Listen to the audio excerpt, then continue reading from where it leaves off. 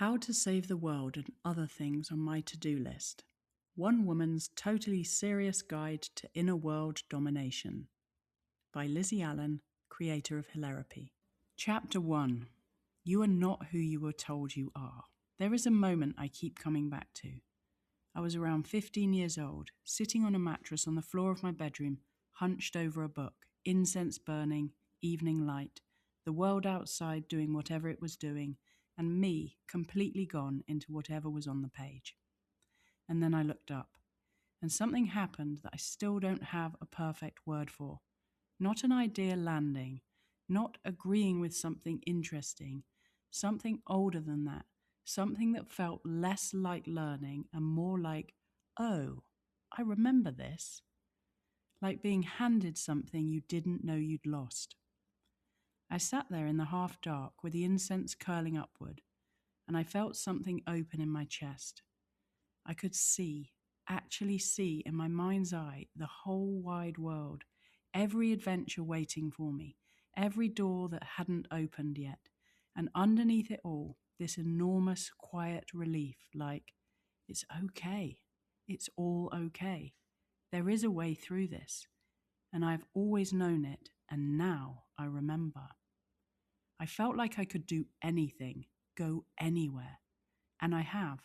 But let me tell you what came before that moment, because the relief I felt that evening was the relief of someone who had been lost for a long time and had just finally found something solid to stand on. At 13, I was beaten up, a group of older girls after an underage club night. It was brutal, devastating in the way that only things which happen at 13 can be, when you're not yet equipped to process them, when you don't have the language or the support or the framework for what just occurred. I had nowhere to turn, no relationship of safety at home that felt reliable enough to hold that kind of pain. So I did what a lot of 13-year-olds do when they have nowhere else to take something. I internalized it, shut it down, carried it quietly. School became dangerous. Threats were circling. I stopped going out with my friends. I was smoking weed and trying to make sense of something that made no sense. And underneath all of it, the thing that made it hardest, the thing I couldn't say out loud to anyone, was that on some level I knew. Not that I deserved it. I want to be clear about that. A 13-year-old does not deserve to be beaten up, full stop. But I knew something about my energy, about the way I'd been moving through the world. I had this enormous, electric, slightly uncontrolled energy. I still do, though I understand it now. And at 13, I was swinging it around like a wizard who doesn't know how to use her magic properly. Kissing any boy I wanted, taking up enormous amounts of space, apparently kissing someone that someone else liked. Who knows the specifics? The details are almost irrelevant. What I know is that I was operating at a frequency of unconscious power with no idea what I was doing. And I had also, I am sad to say, been a bully. Not from cruelty, from fear. Because I was at a rough school, wearing a mask of confidence that had nothing underneath it, and making fun of the weird kids meant the attention went to them instead of me. I didn't understand at 13 how harmful that was, how much those words landed in people, how the energy you send out moves through the world in ways you can't always trace. I understand it now, because at 13 it came back to me, multiplied with interest. And the shame of all of it, being beaten up, being called a slag, having been the one that had made others feel small, sat in me like something heavy and unspoken for a long time. Then I moved schools, and everything changed. Not because a new school fixed anything, you can't outrun what you're carrying, but because the new school was full of different people, happy kids, expressive kids, kids whose parents weren't drug dealers, who didn't throw their rage around, who weren't operating at the frequency of threat and survival I had been surrounded by.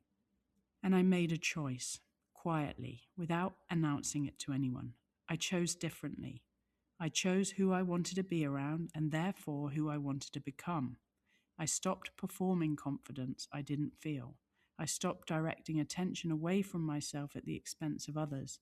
I started slowly, imperfectly, becoming more like myself. At 15, I was maturing, starting to read, starting to think. The school I was at now was asking me to write essays, and no matter how hard I tried, I couldn't do it. I could join in on class discussions. I was bright, engaged, curious. I could hold a room, make people laugh, navigate social situations with an ease that far exceeded most of my peers. But organizing my thoughts into an essay format, incomprehensible. My brilliant friends would try to explain it to me, and I would sit there completely baffled.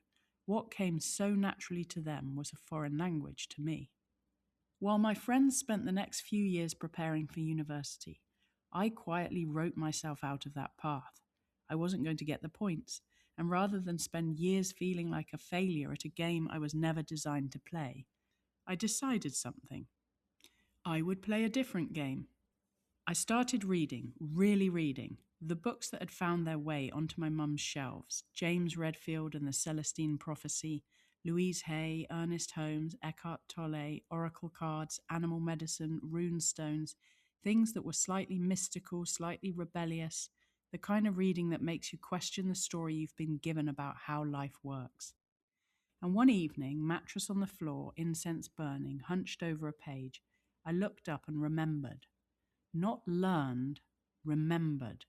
Like these ideas had always been true for me, and I had simply forgotten them in the noise of growing up, in the trauma of 13, in the performance of a confidence I didn't feel at a school where survival required a certain kind of armor.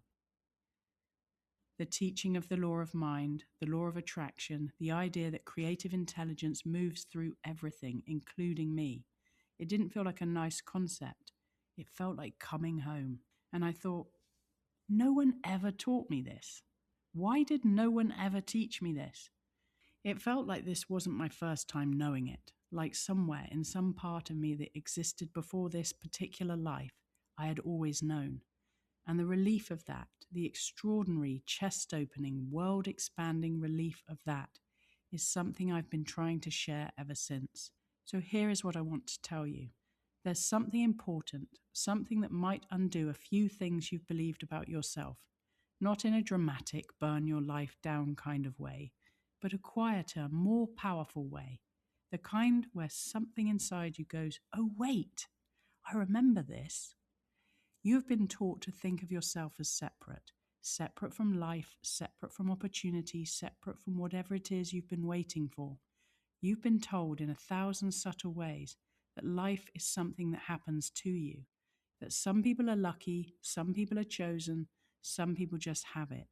And the rest, keep your head down, manage your expectations, don't get too big for your boots.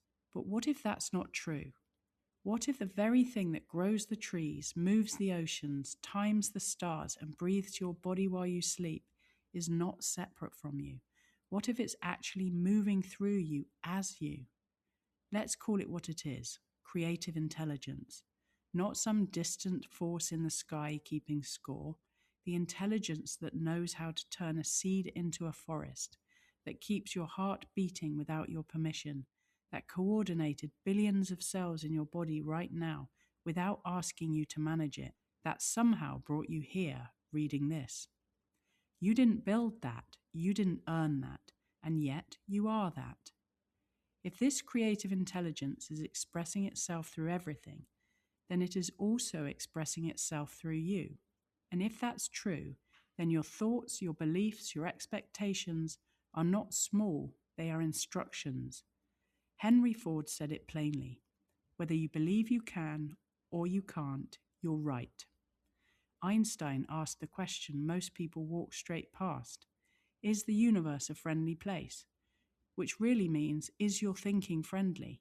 Because life has a way of meeting you exactly where your beliefs are, not to punish you, just to reflect you. I know this because I lived it backwards first.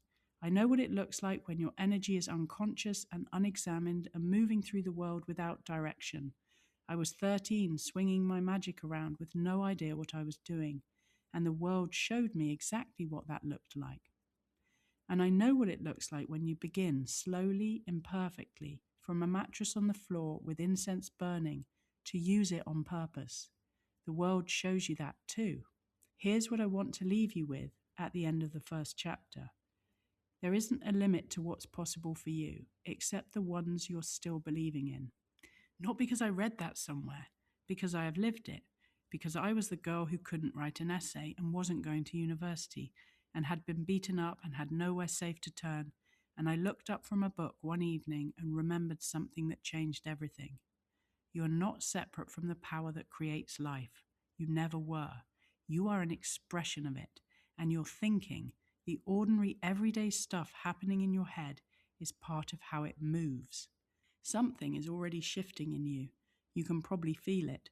That low hum of, what if there's more available than I've been allowing myself to believe? Don't rush to name it. Don't try to manage it. Just let it in. Because once you see this, really see it, you don't get to unsee it. And honestly, that's exactly where we want to be. If you would like to download a free copy of this book, go to my website, lizzieallan.com, and find How to Save the World and download your free copy there. Don't forget to subscribe, follow, share with your friends, because this is a group effort. I'm really glad you're here. I love you, I love you, I love you. I'll see you soon.